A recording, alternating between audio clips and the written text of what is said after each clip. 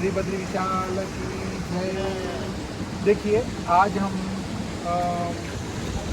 यहाँ जोशीमठ से भी ऊपर 15 किलोमीटर के लगभग ऊपर रुके हैं कुगाची गांव में।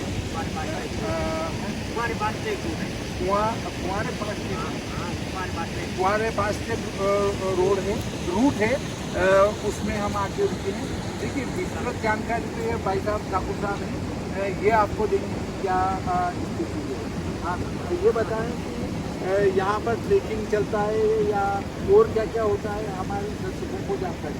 यहाँ पे जो विंटर में ट्रेक चलता है 6 महीने का, हमारे पास 15 किलो ठीक है। और ये सामने आपने अभी द्रोणगिरी पर्वत दिखाई दे रहा है और यहाँ से बद्रीनाथ में 60 किलोमीटर दूर है। अभी इस गाँव का नाम कुगाची है। देखिए वो जो सामने दिख रहा है पहाड़, जहाँ से बजरंगबली जो है हनुमान, बजरंगबली हनुमान की संजीवनी जी की पूरी लाए थे। वो पहाड़ को तोड़ के पहाड़ी उठा गए थे।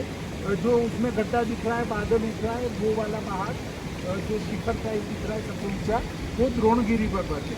और यहीं से बजरंगबली जो है संजीवनी बूटी ले गए थे, पहाड़ उठा के ले गए थे और वापस लाकर यहाँ रखा था। देख कहा जाता है कि यहाँ का पत्थर और वहाँ जहाँ पहाड़ रखा गया था वहाँ अपने क्या कहते हैं श्रीलंका में, वो पत्थर में समानता मिलती है, क्योंकि वो पहाड़ के कुछ पत्थर वहाँ रह गए तो वो समानता मिलती है। आज हम इन भाई साहब के यहाँ पर ही रात्रि विश्राम करा था, होम स्टे पर। वो सामने दिख रखा है पांगरचूला होम स्टे, वहाँ पर हमने रात्रि विश्राम किया था। और उसके ऊपर ही देखो आप एक पहाड़ में से भाप उठ रही है। इसका अर्थ ये नहीं कि बादल वहाँ उतर चुके हैं, वो उसमें से भाप बन रही है और बादल बन रहे हैं वो। अब आप देखेंगे कि थोड़ी देर बाद, मतलब लगभग 12-1 बजे बाद ये बदल हो जाएंगे अच्छे गहरे और पानी चालू हो जाएगा। ये देखिए ये बहन जी बैठे हैं, ये वो पानी से चलने वाली चक्की जला रहे हैं और उस चक्की से जो है गेहूँ पीस रहे हैं। तो हम आपको वो आटा चक्की भी दिखाते हैं और कैसे चलती है वो भी दिखाते हैं। देखिए वो पीछे का सीन देखें कि वो ऊपर से जो पानी आ रहा है, ये ऊंचा करके पानी लाया गया और इसमें एक पेड़ को अंदर से खोखला किया गया, काट के खोखला किया तो उसमें पानी जा रहा है और इसके नीचे पंखे लगा रखे हैं। वो पंखे घूम रहे हैं और ऊपर से जो है ये पत्थर घूम रहा है। इस पत्थर में आप देखेंगे कि ये पानी से चलने वाली घट है, घट्टी जिसको कहते हैं। और ऊपर से देखेंगे आप, ऊपर वो एक टोकरी लगी हुई है जो पीछे बांधते हैं। उस टोकरी में से इन्हें इतना सेटिंग कर रखा है कि वो उसमें से इतना ही गिरता है जितना उस घट में आवश्यक हो।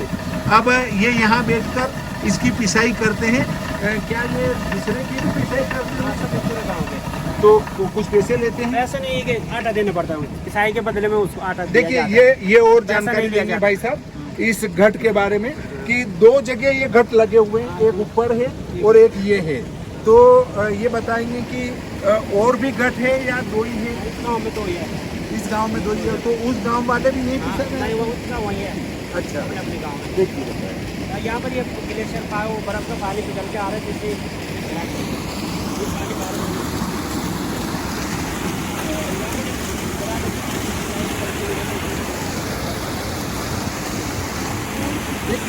यहाँ पैसे नहीं लिए जाते। अगर आप यहाँ पर किसाने आते हैं गेहूँ या कोई आपको जो भी किसानों गेहूँ, मक्का है, ज्वार है, बाजरा है, कुछ भी किसान है, तो इसके बदले ये थोड़ा सा आटा देते हैं। तो कितना आटा देते हैं? आटा भी कितना देना है? खुशी से देना है, मतलब किलो, आधा किलो, पाव, 250 जो भी देते हैं वो सामने वाले उतना ले लेते हैं और पीस देते हैं। और ये परमानेंट नहीं देते हैं उनको माता वो अपने पीछे चले जाएगा, अपना बनाएंगे पीछे जाएंगे और आटा छोड़ जाए। हाँ, जो फॉर्मेलिटी नहीं आएगी, मार्केट काम नहीं जाएगा। देखो यहाँ पर इतनी ज़रूरत से ज़्यादा ईमानदारी है कि ये माता जी को पीसना है इनका, ये मालिक इसके कोई और हैं, ये खुद आए और खुद उन्हें पीसा और खुद ने ईमानदारी से जितना आटा देना है वो देखे और चले जाएंगे। और फिर दूसरा आएगा, वो ऐसा नहीं कि इनका उठा लें और छोड़ दें, ऐसा नहीं करते हैं। ये वो भी आटा छोड़ जाएंगे और इसके मालिक जो है वो शाम को आएंगे, जितना आटा होगा वो लेके में चले जाएंगे। तो देखिए इसमें खर्च नहीं है, पानी तो घूम रहे हैं। उसमें कोई खर्चा नहीं है, बिजली तेल कोई खर्चा नहीं। एक बार घट बनाना है और वो थोड़ा सा उसका पत्थर घिस जाए तो उस पत्थर को बनाना है, बाकी कुछ नहीं करना है। अपने खुद आओ, पीसो, पिसाई का खर्चा दो और जो इच्छा हो छोड़ के जाओ, निको मत दो। पर यहाँ सभी बड़े ईमानदार लोग रहते हैं। ये आटा ठंडा रहता है, आटा जलता नहीं है, गुणवत्ता इसको होता है। और दूसरी बात देखो है कि इस गांव में कहीं कोई भेदभाव लड़ाई झगड़ा नहीं।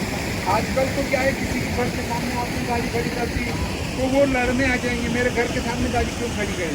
इनके यहाँ तो किसी के भी घर के वहाँ होके निकल जाओ, कहीं भी खड़े रह जाओ, आपने कुछ मान लो यहाँ कुछ रख भी दिया दूसरे की तरफ तो कोई कुछ नहीं है। सब बड़े जैसे सनातन धर्म में कहा जाता है नहीं कि वसुदेव कुटुंबकम, ये वो ही यहाँ नज़ारा देखने को मिलता है कि पूरा पृथ्वी ही परिवार है।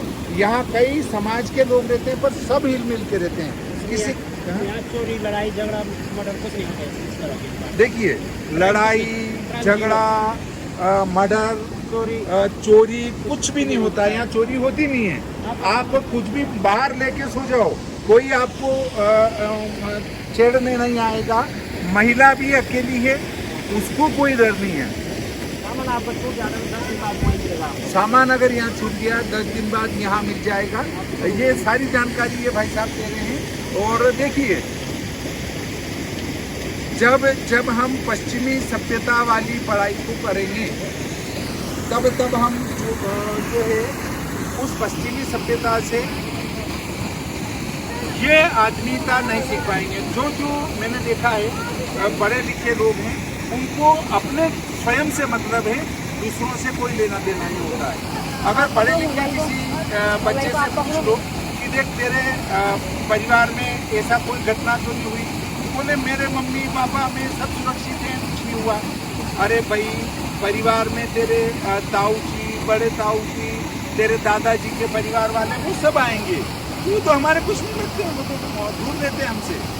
देखो आजकल सूतक की भी बात करो तो सूतक भी वो उन तीन को ही लगता है, मान लो पिताजी और बच्चा और माता जी, उनको सूतक लगता है, बाकी के तो वो हमारे। ये यहाँ की एक विशेषता है। देखिए यहाँ ये ट्रैक के लिए जा रहे हैं घोड़े, सामान लगा हुआ है, इनको खच्चर कहते हैं। और ये खच्चर जो है बनते हैं, सामान लेके जा रहे हैं। हाँ ऊँट, ये घोड़ा और गधा, इसका क्रॉसिंग है ये। और इससे इनमें ताकत गधे जैसी होती है और घोड़े भी इसमें अर्थात साइज घोड़े जैसी हो जाती है, परंतु ताकत गधे जैसी होती भी है। इस प्रकार सामान लेके पहाड़ों पर चढ़ जाते हैं। तो आज का ये प्रकरण यहीं समाप्त करते हैं। अब आगे आपको भविष्य बद्री की ओर ले जाएंगे। श्री बद्री विशाल की जय।